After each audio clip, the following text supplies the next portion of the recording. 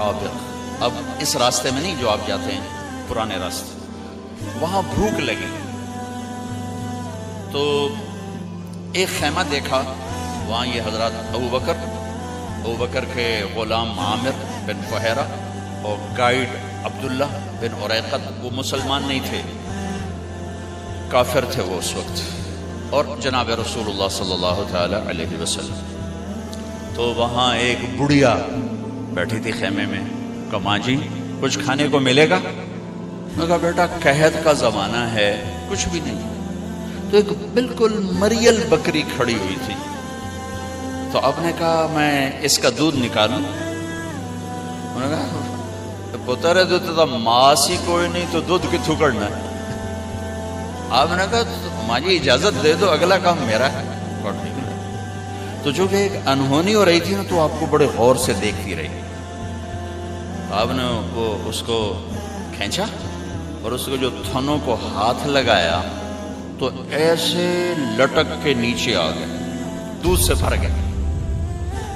اچھا، بکری سے نکلتا ہے 1 پاؤ دودھ، ہم گاؤں میں رہتے ہیں، بکریاں ہر وقت چاروں طرف، 1 پاؤ سے زیادہ دودھ نکل، آپ نے پورا برتن بھر دیا۔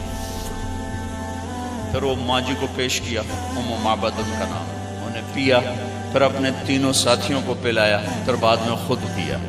اس کے بعد دوبارہ دودھ نکال کے پھر برتن بھر دیا، لہذا اور پریشان ہو گئی۔ بکری کی عمر ہوتی ہے 7 سال، اس کے بعد وہ خود مر جاتی ہے 7 سال عام طور پر۔ یہ بکری 22 سال زندہ رہی اللہ کے نبی کے ہاتھ لگنے کی برکت سے، 22 برس، اور مر گئی، ذبح نہیں ہوئی، مر گئی۔ حضرت عثمان کے زمانے میں جا کے مر گئی کھڑے کھڑے۔ شام کو جب اس کا خامد آیا تو اس نے دیکھا برتن میں دودھ، کہنے لگا یہ دودھ کہاں سے؟ انہوں نے کہا یہ بکری سے۔ کہا تیرا دماغ خراب ہے، کتوں کتوں نکل ہے؟ ماں سے دے اتے کوئی نہیں، دودھ کتوں آ گیا؟ اسی سے ایک برکت والا نوجوان آیا تھا، کوئی اس کے ہاتھوں میں ہی برکت تھی۔ تو کہنے لگا کیسا تھا ذرا بتاؤ؟ تو اس نے ہمارے نبی کا حلیہ بیان کیا۔ انہوں نے کہا رأیت رجلا ظاہر الوضاء ابلج الوجه حسن الخلق لم تعبه ثجلة لم تزر به سعلة أزج أقرا وصيم قصيم في عينيه دعج في صوته صحت في لحيته كثافة في عنقه سطع إن تكلم علاه البهاء وإن سكت علاه الوقار فهو أندر الثلاثة۔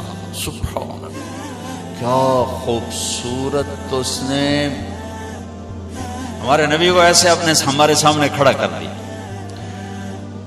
وہ کہنے لگی میں نے ایک نوجوان دیکھا، مجھے یوں لگا جیسے 14ویں کا چاند کپڑے پہن کے زمین پہ اتر آیا ہو، مجھے تو ایسا لگا جیسے 14ویں کا چاند خود ہی اتر آیا ہو کپڑے پہن کے۔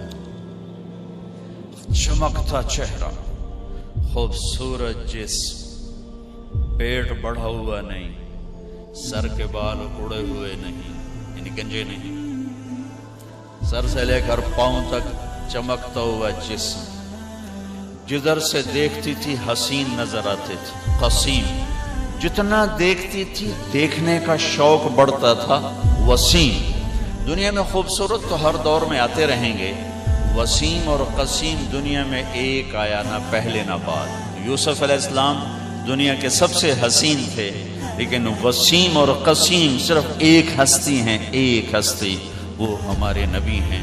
کہ وسیم اسے کہتے ہیں جس کو جتنا دیکھا جائے اتنا دیکھنے کا شوق بڑھے، آنکھ نہ بھرے، آنکھ نہ بھرے۔ اب ایک دفعہ دیکھتے ہیں زیادہ شوق ہوتا ہے، دوسری دفعہ اس سے کم، تیسری دفعہ اس سے کم، آخر میں آپ کہتے ہیں یار ویکھو یا چھڈو پرا، ویکھو یا چھڈو پرا۔ وسیم اسے کہتے ہیں جس کو زندگی بھر دیکھو آنکھ نہ بھرے، اسے کہتے ہیں وسیم۔ اور قسیم اسے کہتے ہیں کہ جس کو جدھر سے دیکھو ہر طرف سے حسن کے جلوے ہوں، اسے کہتے ہیں قسیم. سر سے لے کر پاؤں کے ناخن تک، سر کے بالوں سے پاؤں کے ناخن تک جس کی ہر چیز خوبصورت ہو، اس کو کہتے ہیں قسیم. تو میں اس بی بی پہ قربان جاؤں. اس نے کیا وصف بیان کیا کہ یوں لگا جیسے چاند کپڑے پہن کے آ گیا ہو، یوں لگا جیسے 14ویں کا چاند زمین پہ اتر آیا ہو. جدھر سے دیکھتی تھی حسن ہی حسن تھا، اور جتنا دیکھتی تھی دیکھنے کا شوق بڑھتا تھا.